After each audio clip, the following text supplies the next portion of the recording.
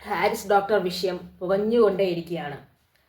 ഇവിടെ ഇന്നും പത്രസമ്മേളനം നടത്തി.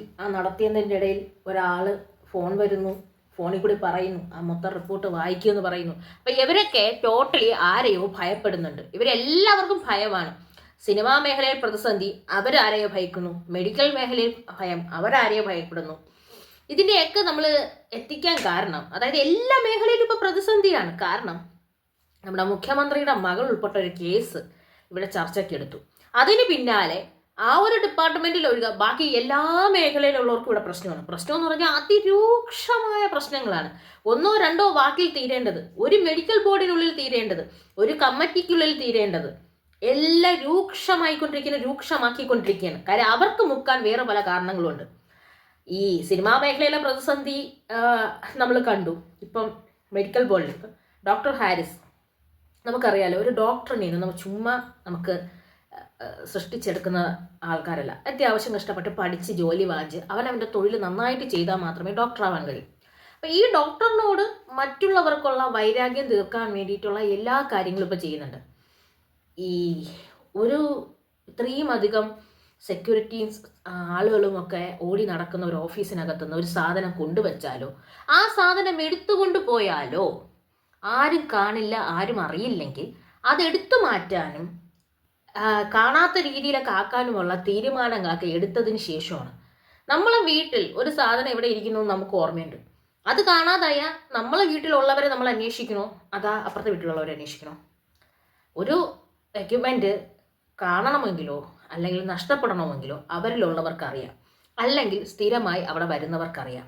ഇതൊക്കെ വളരെ നിസ്സാരമായ കാര്യങ്ങളാണ്. ഒരു യാത്രയപ്പ് ചടങ്ങിൻ്റെ ഇടയിൽ ഒരു വിളിക്കാത്തൊരു അതിഥി കയറി വന്ന് സംസാരിച്ചതിൻ്റെ ഫലമായിട്ട് ഇവിടെ ഒരു ജീവൻ പൊലിഞ്ഞു. ഇപ്പോഴും അതിന് തീരുമാനമില്ലാതെ കിടക്കുകയാണ്. അതുപോലെ ഇനി ഡോക്ടർ ഹാരിസിനെ മാനസികമായി പീഡിപ്പിച്ച് ഇവർക്ക് കൊല്ലണം. പിന്നെ പ്രശ്നമില്ലല്ലോ. പിന്നെ കുടുംബങ്ങളുടെ കണ്ണീരും കാഴ്ചകളുമായി അവിടെ ചെന്ന് നിന്ന് നമുക്ക് ആരോഗ്യമന്ത്രിക്ക് അവിടെ ചെന്ന് നിന്ന് രണ്ട് കരച്ചിൽ കാണിക്കാം. ആരോഗ്യവകുപ്പ് മന്ത്രിയെ നമ്മൾ ഇപ്പം കാണുന്നത് മരണ വീട്ടിൽ മാത്രമാണ്.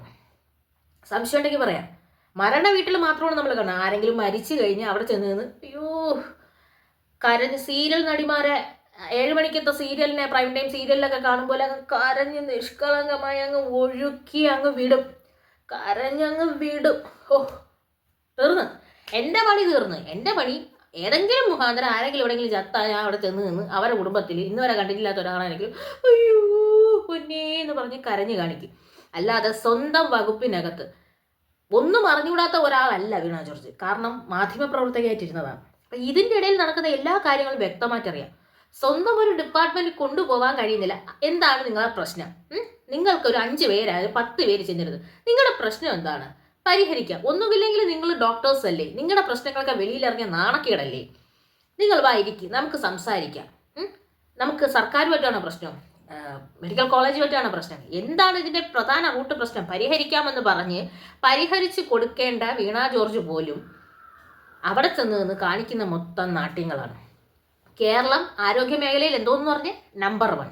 ശരി, ഈ ആരോഗ്യ മേഖലയിൽ നമ്പർ 1 ആവണമെങ്കിൽ അവിടെ ചികിത്സിക്കുന്ന ഡോക്ടർമാർ നമ്പർ 1 ആകണ്ടേ? ആകണോ വേണ്ടേ? ആകണം. അപ്പോൾ ആരോഗ്യ മേഖലയിൽ നമ്പർ 1 ആയിട്ടുണ്ടെങ്കിൽ അവിടെ ഡോക്ടർമാരുടെ കഴിവാണ്, ഡോക്ടർമാരുടെയും ആ ഡോക്ടർമാരുടെ അതിന് ചുറ്റുപറ്റിയുള്ള എല്ലാവരുടെയും കഴിവാണ് അല്ലേ? അതോ നിങ്ങൾ ഈ തള്ളു മാത്രമേ ഉള്ളൂ? ആരോഗ്യ മേഖലയിൽ നമ്പർ 1 എന്നുള്ളത് തള്ളാണ്. അതാണ് ഞാൻ മറ്റേ വിദേശത്ത് പോകുന്നതെന്ന്. നമുക്ക് ഈ മെഡിക്കൽ കോളേജ്, ട്രിവാൻഡ്രം മെഡിക്കൽ കോളേജിലൊക്കെ പോയിട്ടുള്ളവർക്കറിയാം, അവിടെ നല്ല എഫിഷ്യൻ്റായ ഡോക്ടേഴ്സാണുള്ളത്, നല്ല രീതിയിൽ ബിഹേവ് ചെയ്യുന്ന ഡോക്ടേഴ്സാണുള്ളത്, ഒരുപാട് കാര്യങ്ങൾ അവർ ചെയ്യും. നമുക്ക് ആകെ 5 മെഡിക്കൽ കോളേജേ ഉള്ളൂ. അതിൽ ഏറ്റവും ബെസ്റ്റ് ട്രിവാൻഡ്രത്ത് മെഡിക്കൽ കോളേജ്, ഏഷ്യയിലെ ഏറ്റവും ബെസ്റ്റ് മെഡിക്കൽ കോളേജ് എന്നാണ് ട്രിവാൻഡ്രം മെഡിക്കൽ കോളേജിനെ പറയുന്നത്. അങ്ങനെ അത് പറയണമെങ്കിൽ അവിടുത്തെ ഡോക്ടേഴ്സ് എല്ലാം അത്രയും നല്ല ഡോക്ടേഴ്സ് തന്നെയാണ്. അപ്പോൾ ഈ സ്വന്തം ഡിപ്പാർട്ട്മെൻറ്റ് പോലും നോക്കാൻ അറിഞ്ഞൂടാതെ വീണ ജോർജ് എന്തിനാണ് നേരം വെളുക്കുമ്പോൾ വീട്ടിൽ നിന്ന് ഇറങ്ങി ഇവിടെ വരുന്നത്? നിങ്ങൾ ആരോഗ്യ മേഖലയ്ക്ക് നിങ്ങൾ എന്താണ് കൊടുക്കുന്നത്?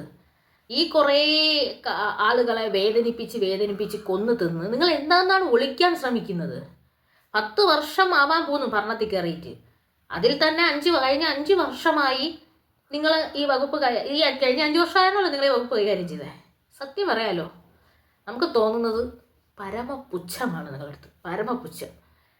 എന്തിനു വേണ്ടി ദ്രോഹിക്കാൻ വേണ്ടി ഇങ്ങനെ ഒരു മന്ത്രിസഭ, ഇങ്ങനെ ഒരു മന്ത്രി എന്തിനിങ്ങനെ ഒരു മന്ത്രി? എനിക്ക് ഈ ഡിപ്പാർട്ട്മെൻറ്റിൽ ഒന്നും ചെയ്യാൻ കഴിയില്ല, എന്നെ കൊണ്ടൊന്നും പറ്റില്ലെങ്കിൽ ഞാൻ നേരത്തെ പറഞ്ഞതുപോലെ കളഞ്ഞിട്ടങ്ങ് പോവുക. എന്താ ഇത് സുഖകരമായ പണിയാണ്, നല്ല പണിയല്ല, അത് നിർത്തുക. അതാണ് ചെയ്യേണ്ടത്. മന്ത്രി അല്ലെങ്കിൽ ഭരിക്കാൻ കഴിവുള്ളവർ ഭരണം എന്നൊക്കെ പറഞ്ഞാൽ അതൊക്കെ ഇത്തിരി ബുദ്ധിമുട്ടുള്ള കാര്യമാണ്. മുഖം നോക്കാതെ ചെയ്യണം. അല്ലാതെ ഒരു പാവം മനുഷ്യനെ, പാവപ്പെട്ട ഒരു ഡോക്ടറിനെ ഇങ്ങനെ ചൂഷണം ചെയ്തതുകൊണ്ട് നിങ്ങളൊക്കെ ഒരു കള്ളത്തരങ്ങളും വെളിയിൽ വരില്ല എന്ന് നിങ്ങൾ ചിന്തിക്കണം. നിങ്ങളെ എല്ലാ കള്ളത്തരങ്ങളും വെളിയിലായി. അത് മറയ്ക്കാനാണ് ഇപ്പം ഈ പാവങ്ങളെ മേലും കുതിര കയറുന്നത്.